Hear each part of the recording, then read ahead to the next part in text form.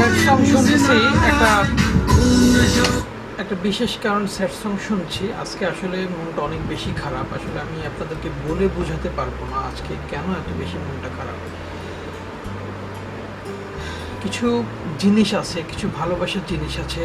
প্রত্যেকটা মানুষেরই কিছু ভালোবাসার জিনিস থাকে যেগুলো আসলে অনেক দাম কম হতে পারে, কিন্তু আসলে এগুলো একটা মানুষের কাছে অনেক স্পেশাল থাকে। ঠিক সেই জিনিসগুলো যদি নষ্ট হয়ে যায় তাহলে মানে আসলে কতটা খারাপ লাগে এটা যার যায় আসলে ডেফিনেটলি সেই বোঝে। ঠিক তেমন আমার কিছু পছন্দের জিনিসের ভিতরে আমার গাড়ি, আমার বাইক, আমার ডিএসএলআর ক্যামেরা, আমার ফোন, আইফোন, মানে এইগুলো হচ্ছে আমার কিছু পছন্দের জিনিস। তো এই পার্সোনাল জিনিসগুলো বা আমার মিডিয়া রিলেটেড কিছু ইনস্ট্রুমেন্ট আছে, এই ইনস্ট্রুমেন্টগুলো যদি নষ্ট হয় বা কেউ আমার কাছে যদি ধার চায়, কেউ আমার কাছে চায়, আমি আসলে তাদেরকে দিতে পারি না। তাদের সাথে সম্পর্ক টোটালি নষ্ট হয়ে যায়, তারপর আমি তাদেরকে দিতে পারি না। বিকজ অফ একটাই কারণ, আমি সবসময় মনে করি আমার যে জিনিসগুলো আমি এগুলো কাউকে দিব না, আমি কাউকে কখনো দিতে চাই না এবং দিবও না। কারণ কি, এই জিনিসগুলো যদি কাউকে দিই, জিনিসগুলো সঠিকভাবে আমি ফেরত পাই না। ঠিক তেমনি আজকে আমার বাইকটা অ্যাক্সিডেন্ট করছে আর একটা ভাইয়ের হাতে। উনি ড্রাইভ করছিল এবং আমি পিছনে বসেছিলাম। ঠিক এই পজিশনে বাইকটা চালাতে যেয়ে উনি খুব রাফ অ্যান্ড টাফ চালায়। ওনার নাম হচ্ছে বনি ভাই, ওনার বাসায় খুলনা খালিশপুরে। তো খালিশপুরে অ্যাক্সিডেন্টটা হয়। রাফ অ্যান্ড টাফ চালাচ্ছে, আমি বলছি বনি ভাই এভাবে চালায় না। তো তারপর উনি বলছে আরে কিছু হবে না, চালাই। তো রাফ অ্যান্ড টাফ চালানোর পরে ঠিক উনি একটা গলি থেকে বেরোয় একটা রাস্তায় আসবে, ওই রাস্তা থেকে অপোজিট থেকে একটা বাইক আসতেছিল। উনিও হঠাৎ করে ভরে দিছে, দিয়ে ব্রেক করছে, আর সে এসে আমার একদম সামনের চাকা বরাবর, অর্থাৎ আমার ডিস্কে এসে লাগাই দিছে। দেন লাগাই দেওয়ার পরে তো খুবই খারাপ অবস্থা, গাড়ি একটু বেঁকায় যায়, সামনের হ্যান্ডেল, সাথে সাথে আমি পড়ে গেলাম গাড়ি থেকে, বাইক থেকে আমি পড়ে গেছি, উনিও পড়ে গেছে, বাইক কাইট হয়ে গেছে। আসলে আমি এতদিন চালাই, কখনো আল্লাহর রহমতে আমার হাতে কখনো এরকম হয় না। তো এইসব ভালোবাসার জিনিসগুলো যদি কারো মাধ্যমে নষ্ট হয়ে যায়, সত্যি খুবই খারাপ লাগে।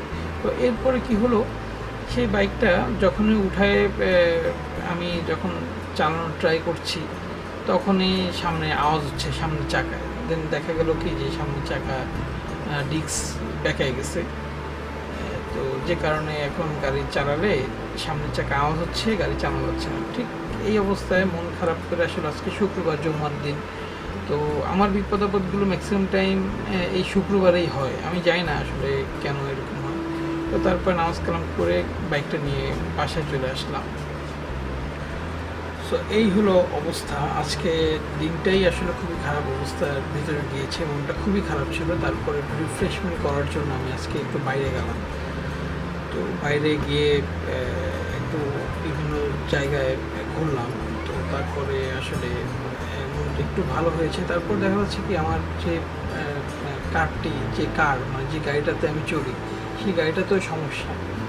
সো আমি আসলে সত্যি বলতে গেলে গেছিলাম গাড়িটার কাজ করানোর জন্য, এবং ওই গাড়ির যে মিস্ত্রি কাজ করে আমাদের বনি ভাই আমার বাইকটা চালাচ্ছিল, বাইকটা ড্রাইভ করছিল, কিন্তু ওনার হাতে থাকা অবস্থায় বাইকটি লেগে যায়। তো আসলে এই জন্য আমি সবাইকে একটা কথাই বলবো যে আপনার যাদের ভালোবাসার জিনিসগুলো আছে অন্য কারো হাতে দেবেন না। বিশেষ করে মোটরসাইকেলটি বা বাইকটি, এটা কারো হাতে দেওয়া ঠিক না। আপনি রাইড করেন আপনার কাছে, আপনি ধীরে সুস্থে অবশ্যই সুন্দরভাবে হেলমেট পরে বাইকটি রাইড করবেন। তাহলে দেখবেন যদি আপনার হাতেও কোনো ক্ষতি হয় তাহলে আপনি মনকে বুঝ দিতে পারবেন। তো যেহেতু অন্যের হাতে কোনো ক্ষতি হলে আসলে নিজের কাছে অনেক বেশি খারাপ লাগে যে কেন চালালাম না বাইকটি, আমি আজকে চালালে আমার হাতে থাকলে এই সমস্যাগুলো হতো না। তো আসলে সব কিছু মানে বলে বোঝানোর মতো কোনো কিছু নাই, সব কিছু কপালেই ছিল, তাই হয়েছে। যাক, আল্লাহর অশেষ রহমত যে আমার কোনো কিছু হয়নি, আমি বেঁচে গিয়েছি। এটা হলো বড় বিষয়। যদি আজকে আমার কোনো কিছু হতো তাহলে কি হতো, বাইকের উপর থেকে গেছে। তো খুব কষ্ট করে বাইকটা আস্তে আস্তে আস্তে আস্তে খালিশপুর থেকে বাসা পর্যন্ত চালা আছে প্রায় 10-12 কিলো পথ। তারপরে এখন আছে গাড়িটি, দেখা যাক, এটা কালকে ঠিক করার ট্রাই করব। আসলে অরিজিনাল জিনিস নষ্ট হলে সেটা আসলে কতটা সেরে ঠিক করা যায়, এটা আসলে চেঞ্জ করাটাই বেটার আমি মনে করি। তো এটা আসলে একটা ফেরা গেল, জানি না কেন এটা হলো। তো ইনশাল্লাহ সবাই দোয়া করবেন আমার জন্য, আমার বাইকের জন্য, যেন বাইকটা আবার সঠিক সুন্দরভাবে আবার চালাতে পারি।